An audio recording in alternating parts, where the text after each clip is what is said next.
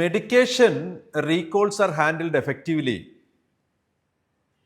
Recall may be based on communication from regulatory authorities, manufacturers, or our internal feedback. For example, visible contaminant of IV fluids or something like that.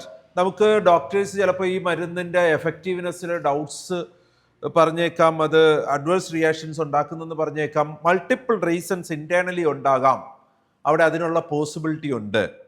So നമ്മളുടെ commitment objective element ആയ MOM 6B says that medication recalls are handled effectively. അതിന് നമുക്കൊരു documentation ഉണ്ടാകണം, എങ്ങനെയാണ് ഈ recall ചെയ്യേണ്ടതെന്ന്.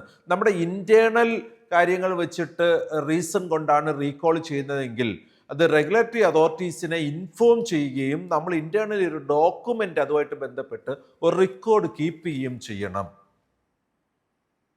Okay, ഇനി നമുക്ക് ഇത്തരത്തിലൊരു റീകോൾ ഫെസിലിറ്റി ഉണ്ടാകുമ്പോൾ ഇത് ഇൻറ്റേർണലി ഫാർമസിയായിട്ട് ബന്ധപ്പെട്ട് എല്ലാവരെയും ഇൻഫോം ചെയ്യേണ്ട ഉത്തരവാദിത്തം ഫാർമസി ഇൻചാർജിനുണ്ട്. നമ്മൾ ഈ കാര്യം MOM 1E മനസ്സിലാക്കിയതാണ്, പഠിച്ചതാണ് കുറച്ചു മുമ്പ്. സോ ഫാർമസി ഇൻചാർജ് ഇത്തരത്തിൽ വരുന്ന main change, recall it's big change in pharmacy.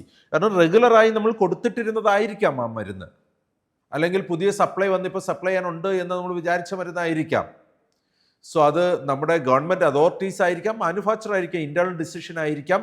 എങ്ങനെയാണ് റീകോൾ ചെയ്യുന്നതെങ്കിലും കുഴപ്പമില്ല, അത് വളരെ കൃത്യമായ ഒരു എഫക്റ്റീവ് മാനറിൽ അത് ഹാൻഡിൽ ചെയ്യണം.